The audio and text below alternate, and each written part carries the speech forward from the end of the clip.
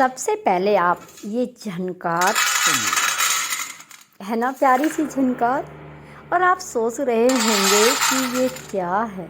ये कोई क्रिस्टल नहीं है, ये झनकार है टूटी फ्रूटी की, जो हमने बनाई है स्पेशल कच्चे पपीते की। जब भी हम केक बनाते हैं या कोई जूस बनाते हैं, फलूदी बनाते हैं, ठंडा कुछ भी बनाते हैं, तो उनमें इनकी बहुत ज़रूरत पड़ती है। मैं पपीता शेक बनाती हूँ तो हमेशा डालती हूँ, मैंगो शेक में भी ऐड करती हूँ, बनाना शेक में भी ऐड करती हूँ। तो मैं ये बाहर से कभी नहीं लाती, हमेशा मैं शुद्ध घर में ही बनाती हूँ। ये तो आपने देख लिया है कि कितनी अच्छी बनी है, ये आवाज़ से महसूस आप कर पाए होंगे।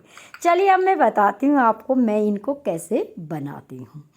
तो देखिए, सबसे पहले मैंने लिया है एक पपीता। तो ये पपीता कम से कम 1.5 किलो का है। वेट तो मैंने नहीं किया है, लेकिन जैसा मुझे अंदाज़ा है ये 1.5 kg है। और पपीता जब भी ले, कच्चा ही ले, पका हुआ ना ले।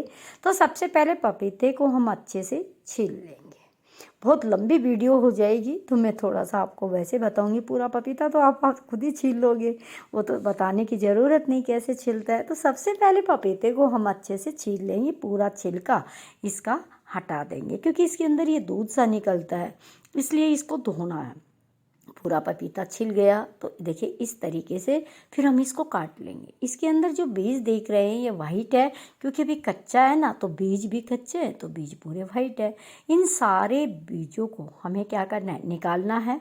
और इसके आसपास जो लगा हुआ गुद्दा सा है ना, इसको भी हम रिमूव कर देंगे, इसको भी अच्छे से हटा देंगे, क्योंकि इसमें जितना भी अंदर का मटेरियल है ये सब हटाना है और बाहर से इसके छिलके हटाने। अब देखिए सारे छिलके हटा दिए, अंदर का हटा दिया। फिर इस तरीके से हम इसको कट कर लेंगे और कट करके 2 से 3 बार पानी से धो लेंगे, क्योंकि इसके अंदर जो छिलके उतारते हैं तो वाइट वाइट कच्चा दूध सा होता है, उसकी एक अलग महक होती है। तो 2 से 3 बार आप इसको अच्छे से धो लें और पानी में छोड़ दें। अब देखिए इस तरीके से धो के मैंने पानी में रखा। अब आती है सेकंड स्टेप।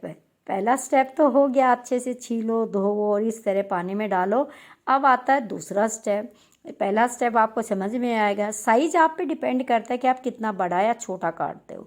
मैं थोड़ा सा बड़ा काटती हूँ, लेकिन बाद में इनको छोटा कैसे करूँगी ये बता दूँगी। एक पतीले में पानी उबाल लेंगे। पानी उबालते समय ध्यान रखें पतीला थोड़ा बड़ा ले, ताकि जिसमें खुले खुले आप आराम से इनको उबाल सकें। पानी में जैसे ही तेज उबाल आता है, पूरे के पूरे पपीते आप इसमें डाल देना। और डालने के बाद ज़्यादा देर नहीं पकाना है, हमको इनको हाफ कुक करना है। ढक के एक उबाल लेके आएंगे। जैसे ही एक उबाल आ जाता है तो तुरंत हम गैस को बंद कर देंगे और इसको ढक के छोड़ देंगे ठंडा होने के लिए। बस इतना ही हमें पकाना है, ज़्यादा नहीं पकाना है।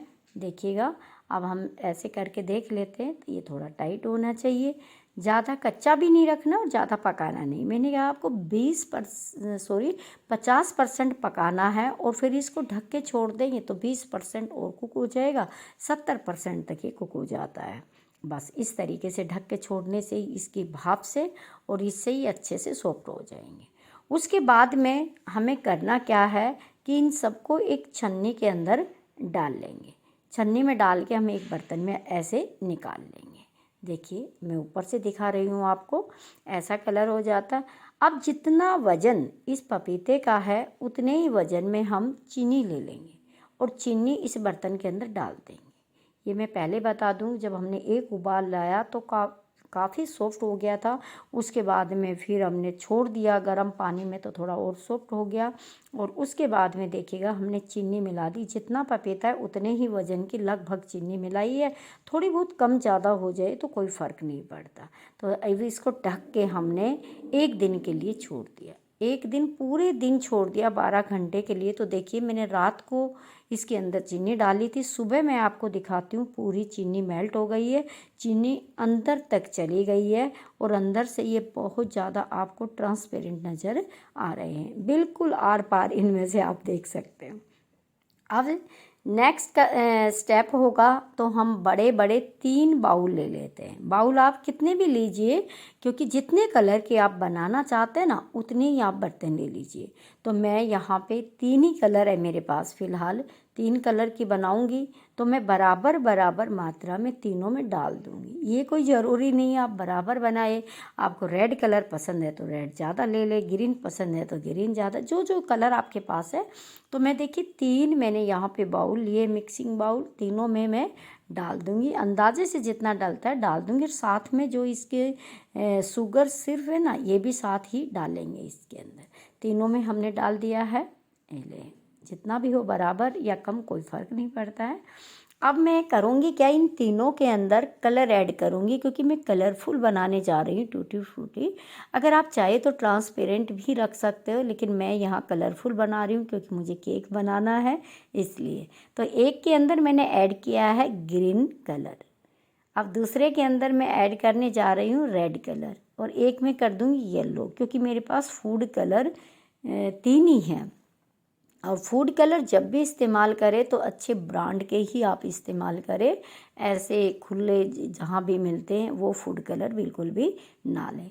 अब देखिए अच्छे से हम इनको अलग अलग चम्मच ले लेंगे। अगर आप ना गलती करेंगे, एक चम्मच से एक कलर मिलाया फिर दूसरे को मिलाया, तो आपके कलर है ना वो अपने आप में ख़राब हो जाएंगे, मिक्स हो जाएंगे। तो जो कलर नहीं होगा तो आप अलग अलग चम्मच ले तीनों को मिलाने के लिए। इस तरीके से धीरे धीरे आप इनको अलट पलट कर देना, और उसके बाद इनका कलर इनके ऊपर आ जाएगा। फिर हम इनको 6 घंटे के लिए ऐसे ही छोड़ देंगे मिक्स करके, ठीक है। अरे मैं तो बताना भूल गई, कलर के चक्कर में, अगर आप गर्जना नारी चैनल पे नए हैं तो प्लीज़ चैनल को सब्सक्राइब करिएगा, वीडियो को लाइक शेयर कीजिएगा, और जब भी चीज़ बनाए मार्केट से बजाय घर पे ही बच्चों को बना के दे तो अच्छा रहेगा।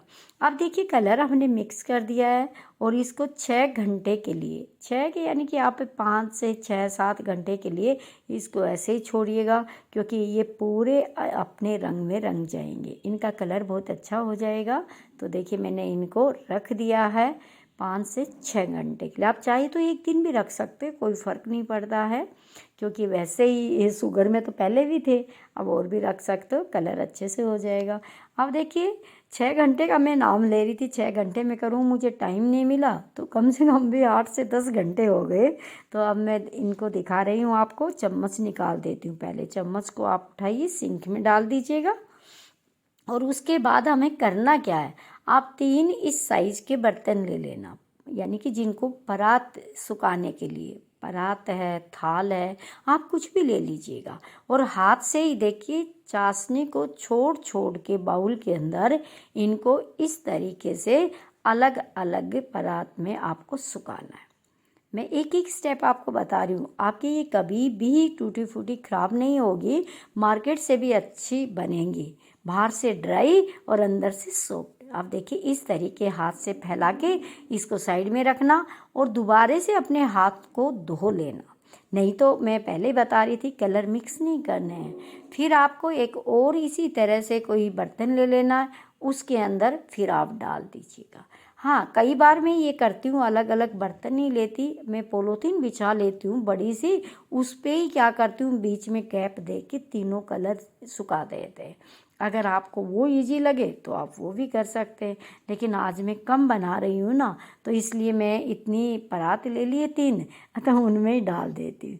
अब दोबारा से मैंने हाथ धो लिया, हाथ धो के फिर मैं तीसरे नंबर का जो कलर है रेड कलर, वो भी एक परात में डाल के इसी तरह से फैला देती हूँ। हाँ, आप मेरी वीडियो कहाँ से देख रहे हैं ये मुझे कमेंट्स करके ज़रूर बताइएगा ना। पिछली वीडियो का थैंक्स जाता है जसबीर जी और गुरुग्राम से अंजू यादव को, इनका बहुत बहुत धन्यवाद। आप भी इसी तरीके से कमेंट्स करके अपना थैंक्स प्राप्त करें, आपका नाम भी हम लेंगे। अगर आप फ़ोटो चाहेंगे तो आपकी फ़ोटो भी हम दिखाएंगे। अब देखिए इस तरीके से हमने इनको फैला दिया है, और इनको सुखाने के लिए हमें सुबह से लेकर शाम तक रखना है। पंखे के नीचे भी रख सकते हो, लेकिन धूप में मत रखना, धूप में रखोगे तो ये हार्ड हो जाएंगी, इसलिए मैं इनको सिर्फ छाया में ही देखिए पंखे के नीचे रखा था। जब जब पंखा चलाया, कभी बंद करा, कभी चलाया, बस इस तरीके से। तो ये देखिएगा सुबह से लेके 12 घंटे के अंदर ही ये अच्छे से सूख के इस तरह से ड्राई हो जाती है। इनकी आवाज़ आप सुन पाएंगे, बहुत अच्छी खनक खनक आवाज़ इनकी आ गई है। अब ये पूर्ण रूप से हमारी तैयार हो गई है। आप इनको जैसे भी चाहे आप इनको इस्तेमाल कर सकते हैं। देखिए मेरी बन के तैयार हो गई है और आप ज़रूर बनाइएगा और मुझे कमेंट्स करके बताइए। Thanks for watching.